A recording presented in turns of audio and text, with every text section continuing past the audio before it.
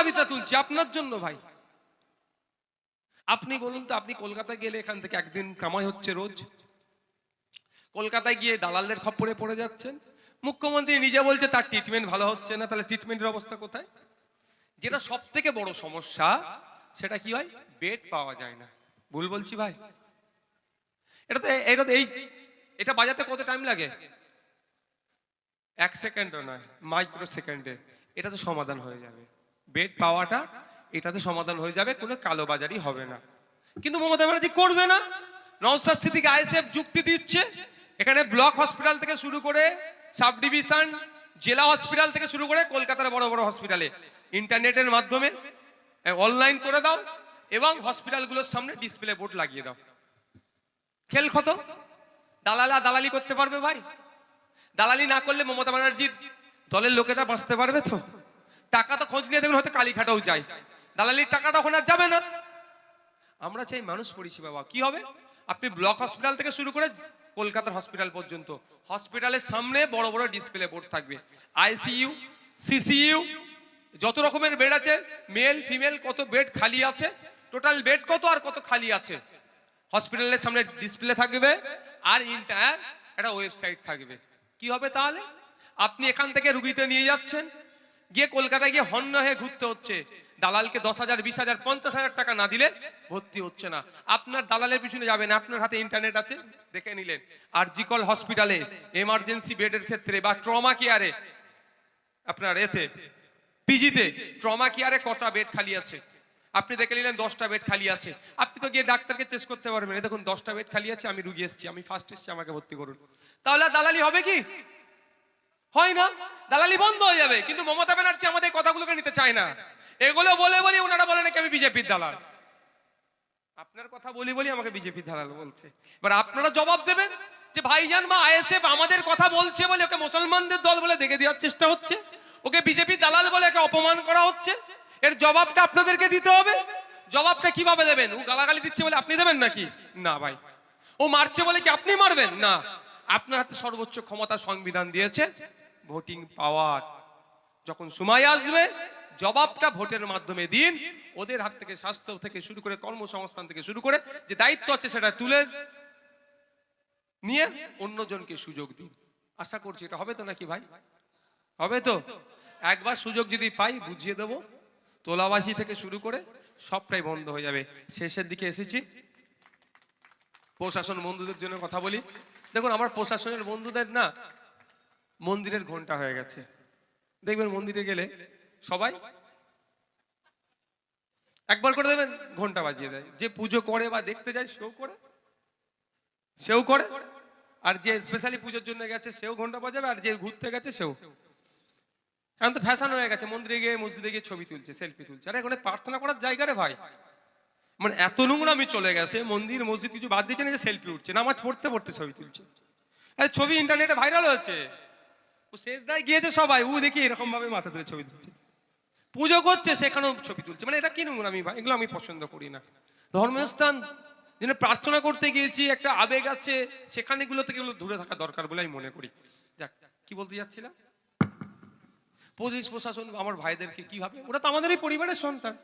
ভাই আপনার বাড়ির ছেলে না আমার বাড়ির ছেলে পুলিশে আছে, কিন্তু তাদেরকে এরকম ভাবে ব্যবহার করা হচ্ছে। কিন্তু তাদের দুঃখ দুর্দশার কথা আমরা একবার জানারও চেষ্টা করিনি। আপনার এখানে যদি কেউ পুলিশে থাকে তাকে জিজ্ঞাসা করবেন, বসিরহাট জেলায় যে পুলিশ লাইন আছে, আজ থেকে 10 বছর 5 বছর আগে একটা পুলিশ লাইনে যে পুলিশ ছিল, আজকে তার সংখ্যা বেড়েছে কি কমেছে খোঁজ নিয়ে দেখুন। যদি বসিরহাট পুলিশ লাইনে 1 থেকে 5 বছর আগে 200 পুলিশ ছিল, আজকে দেখুন সেটা 50টা হয়ে গেছে। অবসর নিচ্ছে প্রতিনিয়ত। তাহলে রাজ্য সরকারের কি কাজ হবে? যেগুলো অবসর নিচ্ছে সেগুলোকে পূরণ করা। কিন্তু আজ থেকে 5 বছর আগে বসিরহাট এলাকাটাকে গার্ড দেওয়ার জন্য বা বসিরহাটের ট্রাফিককে কন্ট্রোল করার জন্য যদি 10টা পুলিশ লাগতো, আজকে জনসংখ্যা বেড়েছে, গাড়ি ঘোড়া বেড়েছে, যাতায়াত বেড়েছে, রোড বেড়েছে, তাহলে আজকে তো সেটা 50টা দেওয়া দরকার 10টা পুলিশের জায়গায়। উল্টে কি দেখছে, আজ থেকে 5 বছর আগে 10টা পুলিশে কন্ট্রোল করতো, আজকে থাকে সেটাকে 3টে পুলিশ দিয়ে কন্ট্রোল করাতে হচ্ছে। তাহলে আমার পুলিশ ভাইদেরকে কি হচ্ছে 18 ঘন্টা 16 ঘন্টা করে ডিউটি করতে হচ্ছে। তো আজকের এই জায়গা থেকে আমার পুলিশ ভাইদের জন্য আপনাদেরকে আওয়াজ তুলতে হবে। অবিলম্বে পশ্চিমবাংলা সরকারকে, পুলিশ মন্ত্রীকে যে 1.5 লক্ষ শূন্য পদ পুলিশে আছে স্বচ্ছতার সাথে পুলিশে নিয়োগ করতে হবে। আমার পুলিশ ভাইদেরকে 18 ঘন্টা 16 ঘন্টা ডিউটি করতে দেওয়া যাবে না।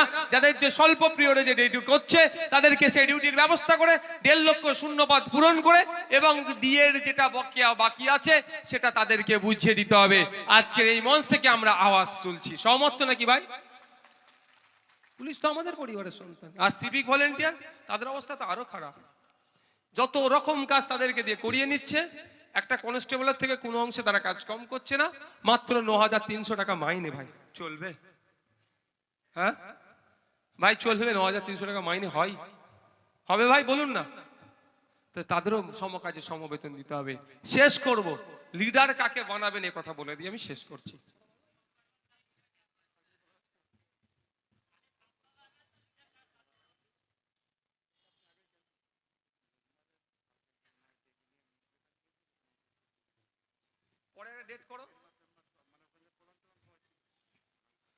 ঠিক আছে, ওর একটা ডেট করতে বলবে, আমি যাবো। তো পুলিশ কে আছে, কে এসপি আছে, আমাকে আটকাতে বলতে পারবে।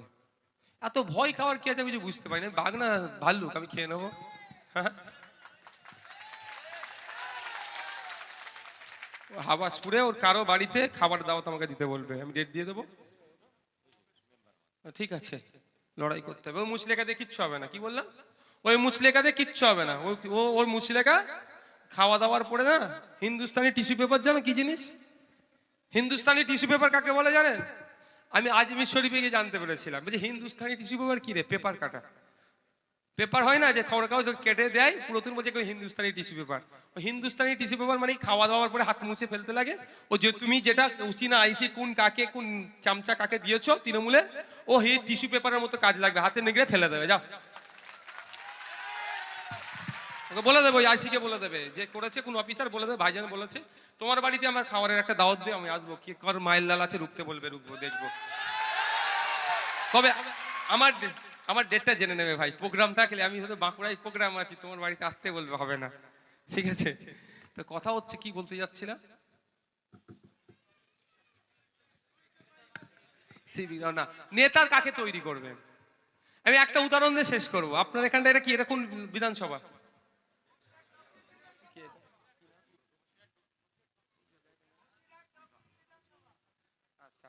আমি এখানে উদাহরণের জন্য আমি বলছি, জাস্ট উদাহরণের কথা বলছি, আমি কাউকে ব্যক্তিগত আক্রমণ করে বলছি না।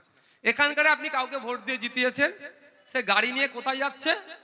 আইনসভার মধ্যে। বড় লোকের আদরের দুলাল, এসি ঘরে জন্ম, এসি ঘরে বড় হওয়া, এসি স্কুলে পড়াশোনা, বিদেশে গিয়ে ডিগ্রি নিয়ে এসেছে, এসে আপনাদের সামনে দাঁড় করিয়ে দিয়েছে, দিদি ভোট দিতে বলেছে, আপনারা ভোট দিয়ে দিয়েছেন। তিনি এখন এসি গাড়ি করে যাচ্ছেন কোথায়? পিপা থেকে ধরছি আইনসভার মধ্যে। রাস্তায় যাওয়ার পথে দেখছে মৎস্যজীবীরা এই যারা ঘেরি আছে চাষ করছে, যাদের কি বলে আপনার জমিতে চাষ করছে। এখন আমার একটা মা কি বাপ জমি থেকে ধান বপন করে এখন ওপরে উঠছে। স্বাভাবিকভাবে জমিতে নামলে হাতে পায়ে তো কাদা লাগবে।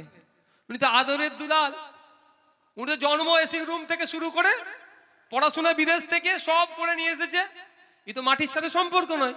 উনার দেখে খুব কষ্ট লেগেছে, হারে ওই লোকটার হাতে পায়ে কাদা, খুব কষ্ট লেগেছে। বিধানসভার মধ্যে গিয়ে বলছে আজকের পর থেকে রাজ্য সরকার যেহেতু শাসকে আছে, আজকের পর থেকে সমস্ত মাঠে মার্বেল বিছিয়ে দিতে হবে, আমার কোনো কৃষক ভাইয়ের না হাতে পায়ে কাদা লাগে। বুঝতে পারছেন না কেন? ওর এই সম্পর্কতে জ্ঞান নাই। আর আজকে যদি আপনার একটা কৃষক পরিবারের সন্তানকে নেতা করে পাঠাতেন, ও প্রথম বিধানসভার মধ্যে গিয়ে হয়তো বাসে যেত, টেকারে যেত, ট্রেনে যেত, এসি গাড়ি হয়তো পেত না, তার এসি গাড়ি নাই, সেখানে গিয়ে কি বলতো? আইনসভার মধ্যে চিৎকার করতো, সে ট্রেজারি বেঞ্চে বসুক আর অপোজিশন বেঞ্চে বসুক, সে আওয়াজ তুলতো। কি বলতো?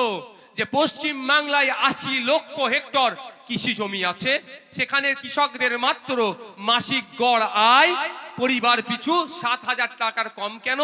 আর আমরা একটু আগে গিয়ে দেখি আপনার মেঘালয়ে মাত্র 313 হেক্টর জমি মেঘালয়ে আছে, সেখানকার কৃষকদের পরিবারের মাসিক গড় আয় প্রায় 30,000 টাকা। এই বৈষম্য কেন? পশ্চিম বাংলায় এমন পলিসি নিয়ে আসতে হবে পশ্চিম বাংলার কৃষকদেরও মাস গেলে অন্তত যাতে 15,000 টাকা ইনকাম করতে পারে, তার ব্যবস্থা, তার পলিসি বিধানসভায় আনো। তাহলে আপনার বাড়ি, আপনি কৃষক, আপনার বাড়ির সন্তানটাকে ওখানে পাঠালে আপনার ভালো খারাপের আওয়াজ তুলবে। আপনি কার বাড়ির সন্তানকে পাঠিয়েছেন, সে আপনার ভালো কিভাবে হয় জানে না। আজকে মৎস্যজীবীর বাড়ি থেকে যদি হতো, আপনারা যা মৎস্য চাষের সাথে আছেন আপনারা জানেন না, অনেকে জানিয়ে দিচ্ছি কি হয়। ঘেরি আছে 10 কিলো মাছ আছে, আমরা অনেকে ভাবি কি 10 কিলো মাছ আছে, যত বেশি খাবার দেবো মাছ তত বড় হবে, এটা স্বাভাবিকভাবে ভাবি আমরা, কিন্তু মোটেও নয়।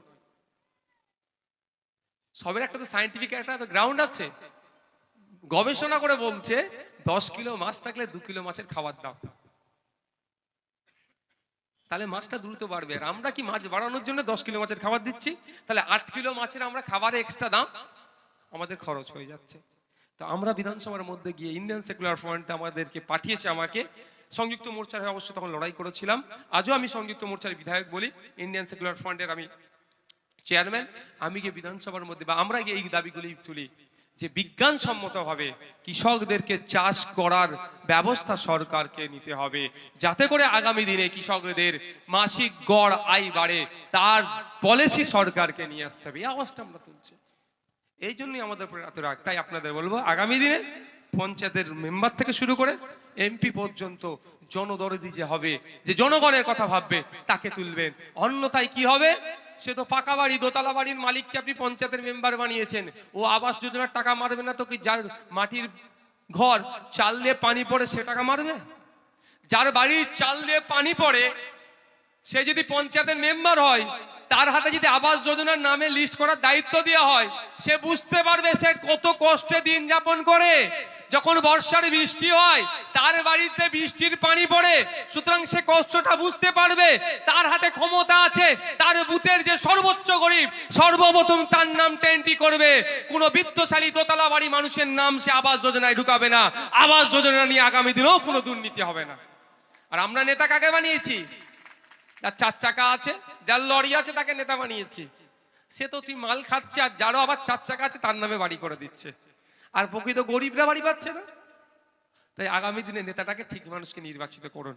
সকলে ভালো থাকবেন, সুস্থ থাকবেন। এই কে পুলিশ দেখে কি বলেছে না বলেছে ওসব ভাবার বিষয় নয়।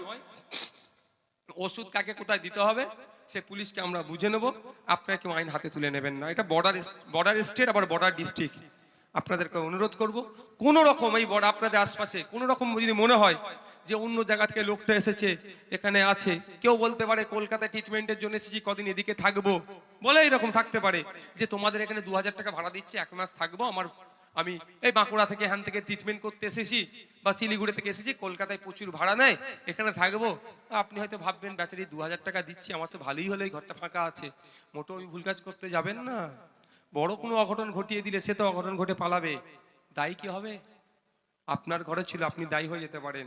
বর্ডার এলাকা, সাবধানে থাকবেন। যদি কেউ আসে তার আধার কার্ড, প্যান কার্ড নিয়ে পুলিশকে জানাবেন যে লোকটা থাকতে চাইছে, কি আমি থাকতে দেবো? পুলিশ যখন বলবে হ্যাঁ থাকতে দাও, রিটার্ন নেবে, তারপরে থাকতে দেবেন। মাথায় থাকে জানো। অন্য জায়গা থেকে এসে নতুন এখানে জুড়ে উঠে বসেছে, এসে তাকে লক্ষ্য করবেন, তার সম্পর্কে পুলিশকে জানাবেন। যদি আপনারা জানাতে ভয় পান আমাকে জানাবেন, আমি জানাবো। কারণ এটা বর্ডার স্টেট, বর্ডার ডিস্ট্রিক্ট। ক্ষতিগ্রস্ত কারা হবে? এখানে বড় দুর্ঘটনা ঘটিয়ে দিলে কারা হবে ক্ষতিগ্রস্ত? আপনি আমি হব।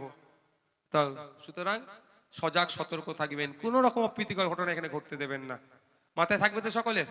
ভালো থাকবেন, সুস্থ থাকবেন। এই প্রোগ্রাম, স্টেজ প্রোগ্রাম এখনের পর্যন্ত, আজকের পর্যন্ত শেষ হচ্ছে। সভাপতি